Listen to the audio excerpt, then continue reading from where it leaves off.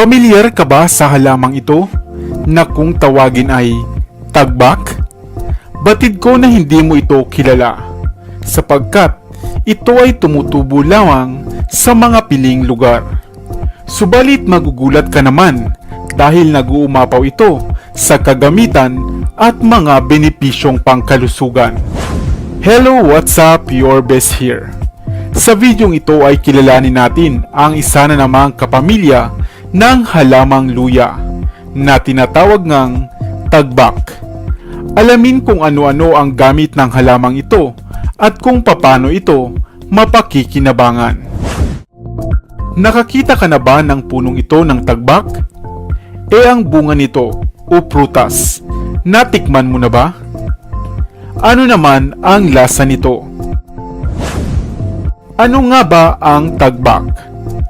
Ang tagbak o Alpinia elegans ay isang halaman na kauri ng luya o Zingiberaceae at kadalasang tumutubo dito sa Asya, partikular na sa Indonesia at dito sa atin sa Pilipinas.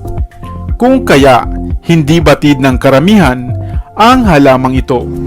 Subalit nakamamanghang isipin na maging ang mga ligaw na halamang gaya nito na kadalasan nga sa mga lilim ng niyugan o mga kakahuyan tumutubo ay labis palang kapaki-pakinabang.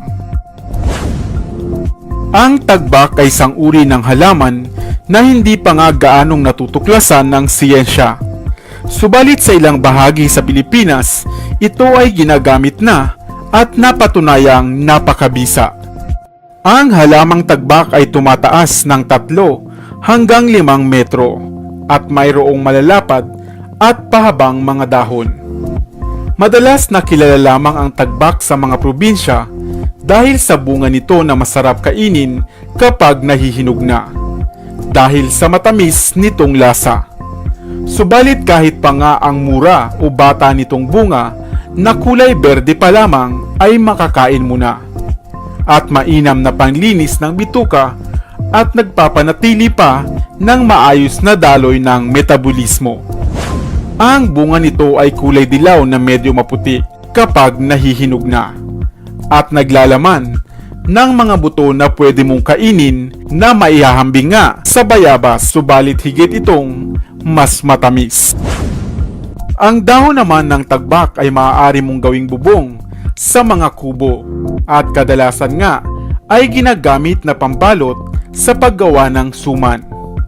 Ito rin ay mainam na durugin na may kasamang asin at itapal sa paralisadong bahagi ng katawan upang mas mapabilis ang paggaling nito.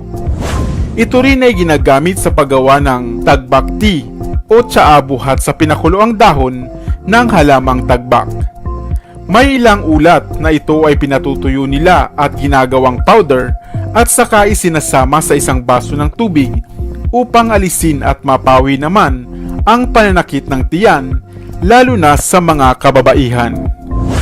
Ang katawan naman ito o ang tagbak stick ay isang napakainam na gamiting panakot o pamalo sa mga ahas.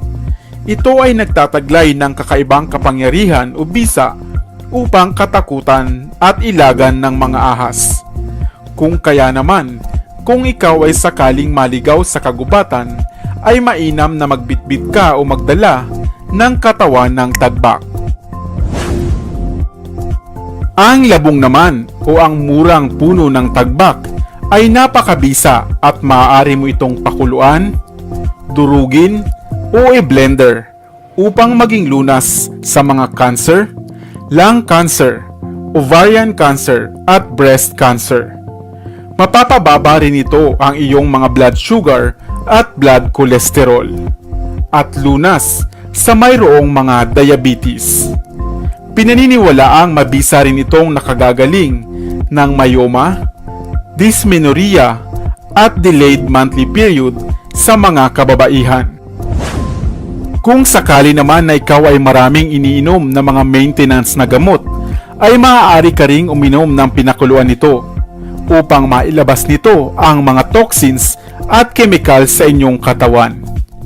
Epektibo rin ito para sa mga dumaranas ng rayuma, gout at arthritis. Ang ugat naman ng tagbak ay maaaring gawing langis o kaya ay pakuluan. Maaaring langhapin ang usok ng pinakukuluang ugat ng tagbak upang mapawi ang migraine at sinusitis. Ang pinaglagaan naman nito ay maaaring ihilamos upang mabawasan ang inyong pimples. At ang langis naman nito ay gawing pampahid sa mga nadaramang kirot.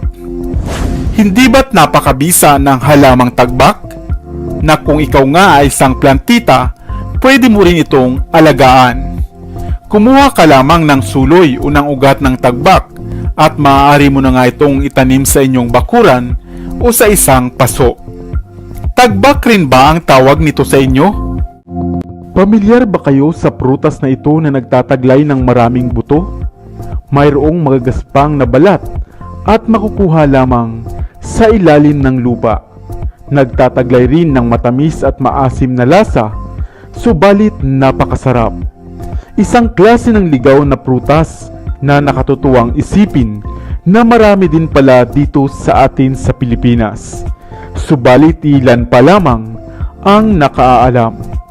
Hello, what's up? Your best here. Pamilyar din ba kayo sa halamang tagbak? Opo, dahil kauri nga nito ang halaman at prutas na ating pag-uusapan na siyang nagtataglay ng masarap na bunga na kung tawagin ng karamihan ay katkatan. Pamilyar ba kayo sa prutas na ito na makukuha nga sa ilalim ng lupa?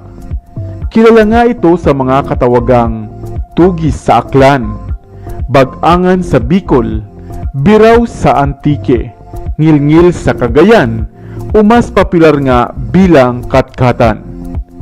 Ito ang halamang Itlingera megalochilus, isang klase ng halaman na kauri ng mga luya at tagbak. Mayroon ngang mahigit sa 100 klase ng ganitong halaman na nasa hanay ng mga Zingiberaceae. Ang puno nito ay animoy tagbak din na maaaring tumaas ng hanggang 10 metro at namumulaklak sa lupa sa mga ugat nito. At kapag laon nga ay mahihinog na ang bunga nito na karaniwang kulay pink o dilaw at may mga laman na maraming buto katulad din ng tagbak. Maaring hindi ka pa nga nakatitikim nito, ngunit batid mo ba na napakasustansya pala ng ligaw na prutas na ito? Ang mahalimuyak at malasang prutas nga nito ay madalas gamitin bilang panggamot na mahusay pala sa pag-aalis ng mga sakit sa ulo, ubo, lagnat at sakit sa tiyan, at maaari ding magamit na pangtanggal ng mga kati-kati sa balat.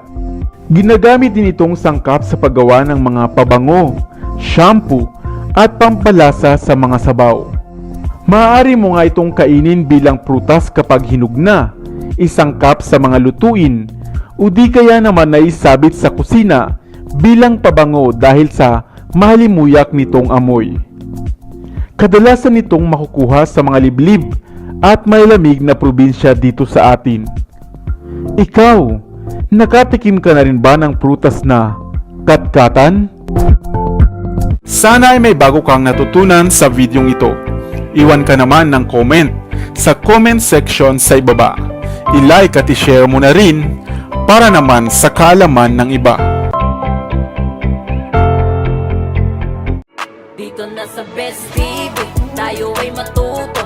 Utak mapuno ng bagong kaalaman. Dito na sa Best TV, tayo ay lumibot. Lihim na mundo ay ating matuklasan. Dito yan sa Best TV, dito yan sa Best TV, dito yan sa Best TV. Sapagkat lamang ang laki may alam. Dito yan sa Best Tara TV. bes, sabay-sabay tayo na matuto. Pagkat dito sa mundo lamang ang siyang marunong. Ating utak sa lina ng panibagong dunong. Mga bagay na sa buhay ay makakatulong.